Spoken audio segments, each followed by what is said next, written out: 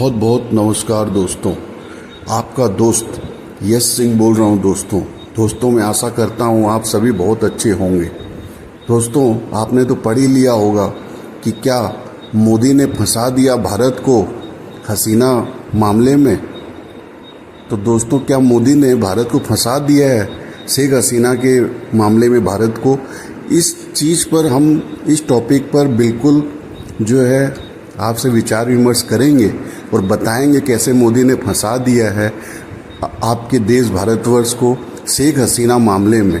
ठीक है, कैसे भारत जो है वह उसके बहुत संबंध खराब हो रहे हैं और बांग्लादेश के साथ, और न सिर्फ बांग्लादेश के साथ खराब हो रहे हैं, पूरे विश्व में भारत की कैसे जो इमेज धूमिल हो रही है, इस पर भी हम चर्चा करेंगे दोस्तों।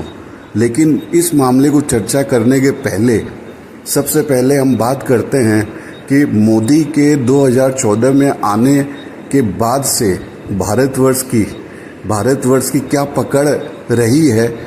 भारत के आसपास के जितने भी देश हैं, भारतवर्ष को जो घेर रखा है जिन देशों ने, उनके सामने में क्या पावर है भारत का।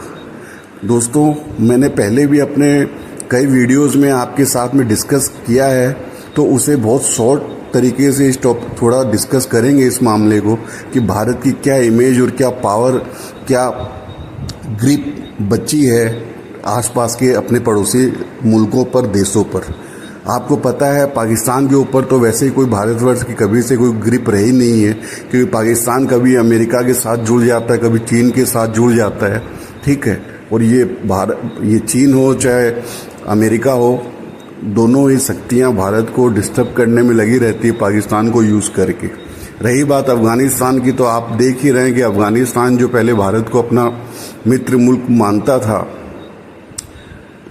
वहाँ भी जो है जब से तख्ता पलट हुआ है और तालिबान की सरकार आई है, जो कि आपको भी पता होगा रूस और चाइना के हेल्प के कारण वहाँ पे तालिबान की सरकार बन सकी है, जिसमें कतर की भी बहुत बड़ी भूमिका रही है।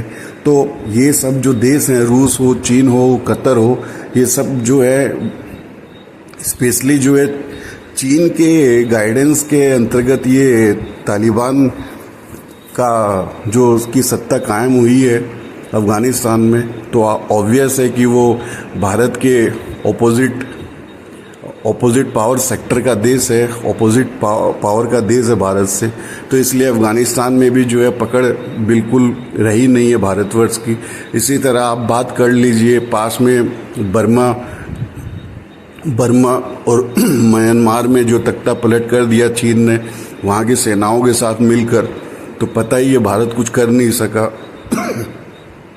और इसी तरह आप देख सकते हैं श्रीलंका में भी किस तरह चीन श्रीलंका के साथ शामिल हुआ और फिर श्रीलंका को चीन ने बर्बाद कर दिया, लेकिन भारत कुछ भी नहीं कर सका। यहाँ तक कि श्रीलंका के लोगों ने भारत के अगेंस्ट में नारे लगाए हैं। फिर थोड़ी दूर में मॉरिशस जो है मालदीव्स जो है, वहाँ भी वही हालात हैं कि भारत के विपक्ष के नारे लगते हैं। वहाँ पे तो भारत सेंटिमेंट रखने वाली जो पॉलिटिकल पार्टियां होती है वो जीत जाती हैं मालदीव्स में, जबकि बहुत बड़ा जो है अपना पावर हैंड ग्रिप था भारतवर्ष का मालदीव्स में।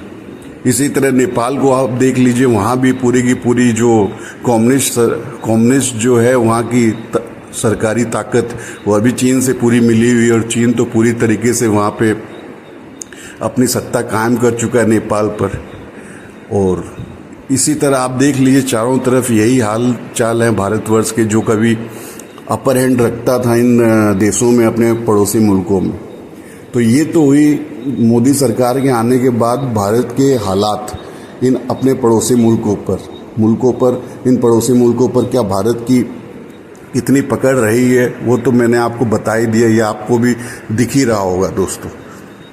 बांग्लादेश की बात इसलिए नहीं कर रहे हैं कि बांग्लादेश में भी जो भी हुआ है उसके पहले से आपको पता है कि बांग्लादेश के साथ भी कोई अपर हैंड रहा नहीं है। बांग्लादेश में भी काफ़ी इन्फ्लुएंस रहा है चीन का, लेकिन उसके बाद में जो है जो भी हुआ है उसके बारे में अलग से बात कर लेंगे आपसे। तो दोस्तों सबसे पहले तो बात हमने कर ली कि मोदी सरकार के बनने के बाद में पड़ोसी मुल्कों पर क्या पावर हैंड होल्डिंग रही है भारतवर्ष की। तो बिल्कुल आप देखेंगे जो है पावर जो है अपर हैंड जो पावर था इंडिया का इन आसपास के मुल्कों पर, वह बिल्कुल जो है नहीं रहा है आज के तारीख में। अब जो है दूसरी पॉइंट हम बात कर लेते हैं अब कि आपको पता ही है कि शेख हसीना का वहाँ पे तख्ता पलट हुआ बांग्लादेश में। तो बांग्लादेश से शेख हसीना को भागना पड़ा, आपको पता ही है। और बांग्लादेश में जो शेख हसीना थी वो सेकुलर गवर्नमेंट के हिसाब से चलाती थी, सेकुलर के हिसाब से, सेकुलरिज्म के हिसाब से। लेकिन वहाँ भी इसने अपने पार्टी के लोगों को जो है ज़्यादा फायदा पहुँचाया और उनको वर्चस्व दिया सरकारी नौकरी में। इसके वजह से वहाँ के जो युवा थे, छात्र थे और वहाँ की जो जनता थी वह उग्र हो गई और आज शेख हसीना को जो है छोड़कर भागना पड़ा है बांग्लादेश से, और भारत में आज इसने शरण ले रखी है। ठीक है। अब दोस्तों ऐसा है कि जब आपने देखा ही था कि शेख हसीना सीधे यहाँ पे आई भारत में, तो भारतीय जनता पार्टी ने तो शरण दी ही, जिसकी सरकार है भारतवर्ष में, शेख हसीना को मोदी जी ने। और दूसरी जो है आपने देखा होगा कि किस तरह से शेख हसीना ने मुलाकात की सोनिया गांधी जी से। ठीक है। इससे ये पता लगता है कि कांग्रेस के साथ भी बहुत अच्छा रिश्ता रहा है शेख हसीना और उसकी पार्टी का, क्योंकि पता ही है आपको कि शेख हसीना के पिता को, मुजीबुर रहमान को हेल्प किया था कांग्रेस पार्टी की जब सत्ता थी, तब भारतवर्ष ने ही और बांग्लादेश को आज़ादी दिलाई थी। तो दोनों ही पार्टियों से अच्छा संबंध रहा है और इस वजह से ही जो है शेख हसीना को आज भारतवर्ष में रखा जा रहा है दोस्तों। अब मोदी जी का जो है आप ये देख लीजिए कि मोदी जी इतना इस तरह से क्यों रखे हुए हैं, क्यों उन्होंने अपनी सरकार के अंतर्गत पनाह दे रखी है शेख हसीना को। तो शेख हसीना को दे रखी है, आपको पता ही है कि अदानी की जो बिजली की सप्लाई है वह बांग्लादेश में होती है, और बांग्लादेश में जो बिजली की प्रोडक्शन की जो कीमत है, जो कॉस्ट ऑफ प्रोडक्शन है बिजली की बांग्लादेश में, उससे बहुत महंगी बिजली जो है वो ले रही है बांग्लादेश ले रहा है अदानी से बिजली। बहुत महंगी बिजली पड़ रही है वहाँ के लोगों को, लेकिन फिर भी बांग्लादेश की सरकार ले रही है। ठीक है दोस्तों। तो इस वजह से आपको पता ही है कि मोदी सरकार बहुत ज़्यादा सपोर्टिव रहती है अदानी ग्रुप के मामले में, अदानी ग्रुप को बहुत सपोर्ट करती है। बांग्लादेश जब मोदी जी गए थे तभी हमें समझ में आ गई थी बातें कि अदानी को जरूर कोई ना कोई ठेका, कुछ ना कुछ फ़ायदा मिलने वाला बांग्लादेश से। और उसके बाद वही हुआ। अदानी जी की जो पावर सेक्टर की कंपनी है उसने बिजली सप्लाई करनी शुरू कर दी थी बांग्लादेश में। तो आपके सामने खुला खेल जो चल रहा है वो तो आपके सामने ही, आपको सब समझ में आती हैं बातें। तो इनकी सप्लाई जो है अदानी जी की उस समय शुरू हुई थी शेख हसीना की सरकार में। तो अच्छे रिश्ते बनाए मोदी जी ने शेख हसीना सरकार से। तो शेख हसीना से अच्छे रिश्ते मोदी जी के तभी पनाह दे रखे हैं। कांग्रेस से पहले से ही अच्छे रिलेशनशिप मेंटेन करती है हसीना जी और उनकी पॉलिटिकल पार्टी, क्योंकि इतिहास ही ऐसा रहा है उनके पिता के समय से, इसलिए उनसे भी जो अच्छी रिपोर्ट जो है वो है इनकी शेख हसीना की। तो विपक्षी दल हो और या जो दल आज यहाँ पे भारत में सत्ता चला रहा है, यानी कि मोदी सरकार, भारतीय जनता पार्टी, तो दोनों ही दलों से अच्छे संबंध होने के कारण आज भारतवर्ष में मोदी जी ने इनको आराम से शेख हसीना को टिका रखा है। लेकिन दोस्तों आपको मैं एक और बात बताता हूँ, जो अपने लोगों ने पहले ही जिस मुद्दे पर इस चर्चा को छेड़ा था वह ये कि मोदी जी ने कैसे फंसा दिया भारत को शेख हसीना मामले में। ठीक है, शेख हसीना की वजह से। अब देखिए बात ये है दोस्तों कि मोदी जी ने ऐसे फंसा दिया है कि मोदी सरकार ने पनाह दे रखी है शेख हसीना को। इस वजह से मैंने आपको पहले ही बताया कि पहले से ही मोदी सरकार के आने के बाद से भारतवर्ष की वैसी पकड़ बिल्कुल कमज़ोर, क्या बिल्कुल माइनस में चली गई है। आसपास के मुल्कों के ऊपर में जो दबाव था, जो दबदबा था भारतवर्ष का आसपास के पड़ोसी मुल्कों पर, वो तो बिल्कुल जो है हट चुका है दोस्तों। आज चीन किस तरह से अंदर भारत के घुस चुका है वह तो आपको भी पता ही है। तो इस तरह का जो भारत का जो गिरता हुआ वर्चस्व है अपने पड़ोसी मुल्कों पर, इसी काल में आज बांग्लादेश इतना बड़ा, इतने बड़े रूप में भारत का विरोधी हो रखा है दोस्तों, वहाँ की जनता विरोधी हो रखी है कि आज भारतवर्ष के भारत का इतना बड़ा जो एक्सपोर्ट होता था बांग्लादेश को, चाहे कपड़ों का कहिए, चाहे खाने पीने की चीज़ों का कहिए, चाहे मिनरल्स एंड मेटल्स का कहिए, या आपके इंडस्ट्रियल कंपोनेंट्स का कहिए, ठीक है, और बहुत प्रकार के गुड्स हैं जो भारत से बहुत बड़ा एक्सपोर्ट होता था बांग्लादेश को। आज मोदी जी ने शेख हसीना को रखा हुआ है यहाँ पे भारतवर्ष में, इसके वजह से उन सब एक्सपोर्ट्स पे जो है गाज गिर चुकी है दोस्तों। एक्सपोर्ट्स बिल्कुल जो है गाज गिर चुकी है। हमारे रिलेशन से बिल्कुल ख़राब हो गए हैं बांग्लादेश के साथ में। हमारे जो व्यापारी हैं भारतवर्ष के, उनको बहुत ही मुश्किल आ रही है भारत से बांग्लादेश में एक्सपोर्ट करने के लिए। तो ये भारत के लिए बहुत ही ख़राब स्थिति है, बहुत ही ख़राब खबर है दोस्तों।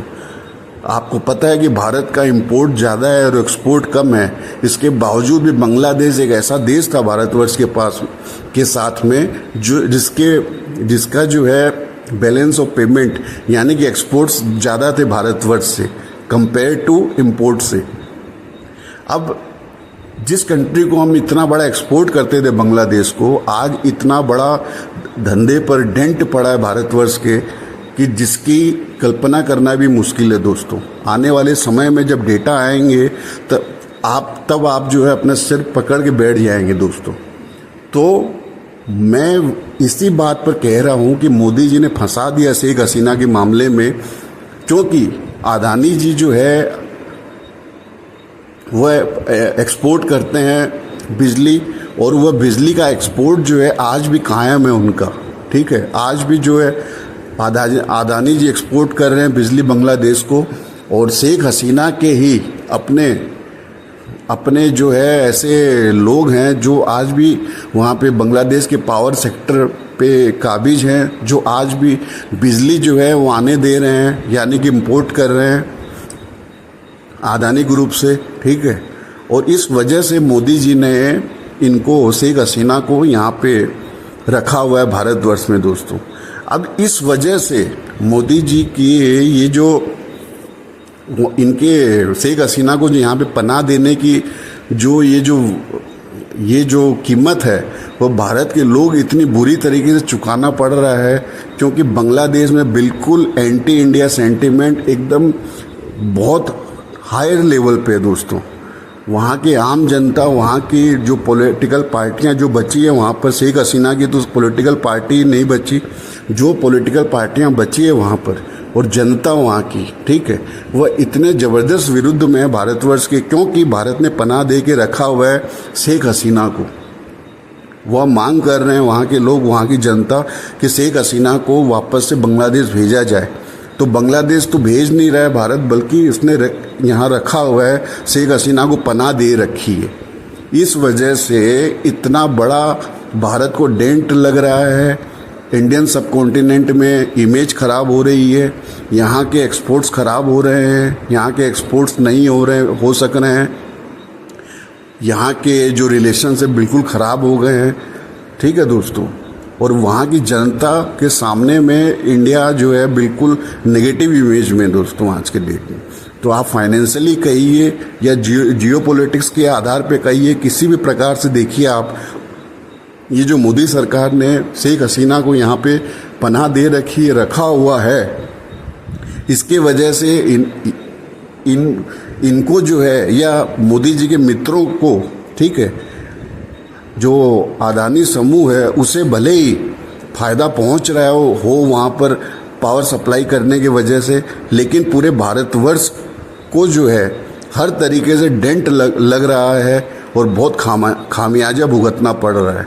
इसी वजह से मैं आपको कह रहा हूं कि मोदी जी ने शेख हसीना को तो यहाँ रख लिया, अपने मित्रों को तो फ़ायदा पहुंचा रहे हैं और पहुंचाते जा रहे हैं, लेकिन इसके वजह से पूरे भारत की जनता, पूरे भारत की इमेज, पूरे भारत का धंधा, पूरे भारत का एक्सपोर्ट, सब कुछ पर जो है मोदी जी के इस जो डिसीजन ने बिल्कुल डेंट मार के रखी हुई है भारतवर्ष पर दोस्तों। इस वजह से मैं कह रहा हूँ कि इस तरीके से मोदी जी ने फंसा दी है। अब आप ये हो सकता है कहेंगे कि क्या इस महिला को उठा के बांग्लादेश को हमें दे देना चाहिए, ठीक है, कि वहाँ की सरकार इसे सूली पे चढ़ा दे, या वहाँ की जनता जो भी चाहे वो करे, या फिर हमें क्या करना चाहिए। तो दोस्तों इसका सिर्फ एक ही सॉल्यूशन है कि मैं बिल्कुल ये नहीं कह रहा हूँ कि शेख हसीना को जो उठाकर बांग्लादेश के हाथ में सुपुर्द कर देना चाहिए। भारत को एक न्यूट्रल स्टैंड कायम करना चाहिए शेख हसीना मामले में।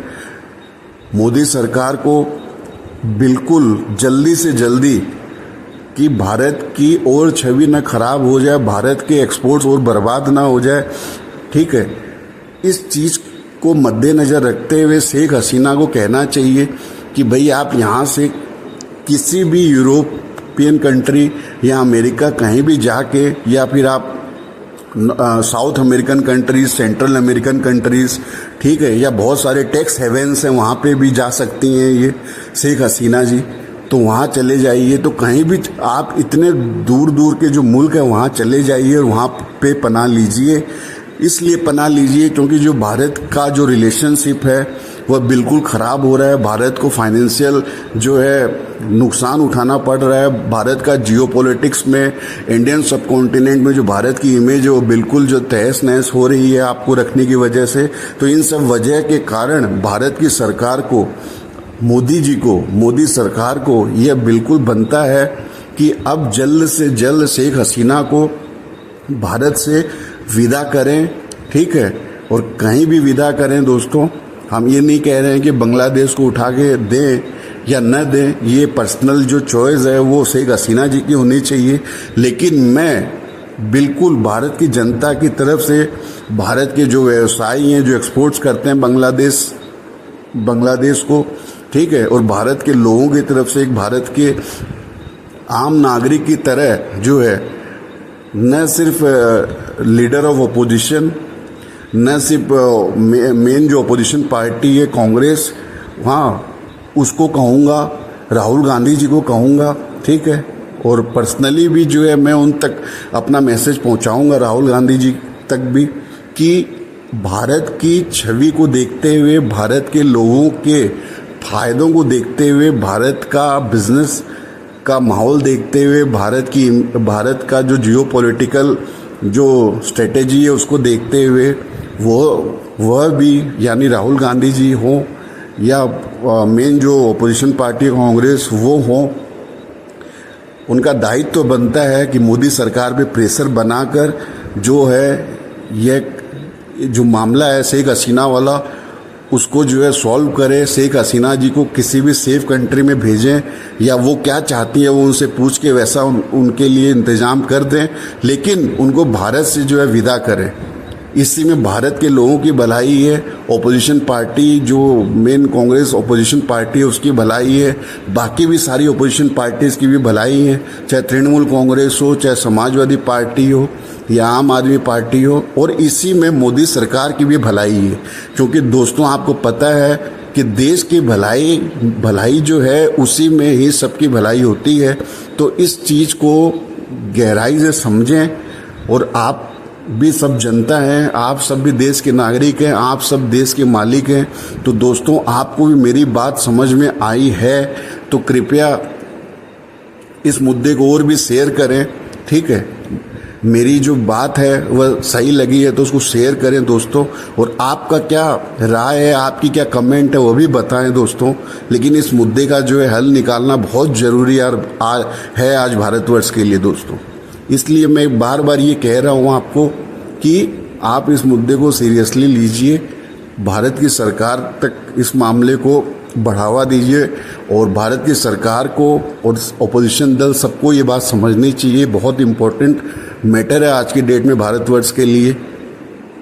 आप दोस्तों जुड़ते हैं तो आपके सामने जो है मैं हमेशा इस तरह के कुछ इम्पोर्टेंट मसले पेश करता हूँ जो बिल्कुल जो है अपने देश से जुड़े हुए हैं, भारत के आम लोगों से जुड़े हुए रहते हैं। दोस्तों आप यूं ही अपना प्यार बनाए रखिए। आपका क्या विचार है कमेंट कीजिए। आपका जुड़ने के लिए दोस्तों तहे दिल से बहुत बहुत धन्यवाद। आपका दोस्त यश सिंह साइनिंग ऑफ। सत्यमेव जयते।